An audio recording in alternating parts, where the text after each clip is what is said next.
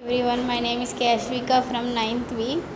School ZPHS palakurthy, District Jangaon, State Telangana. Everyone, my name is M. Satvika. I am from 9th B, ZPHS palakurthy. My project name is Rainfall Detector, Automatic Rainfall Detector.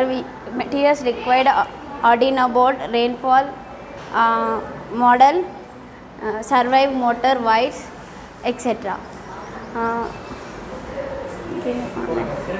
Connect Arduino board to survive motor and raindrop model to spring any moment.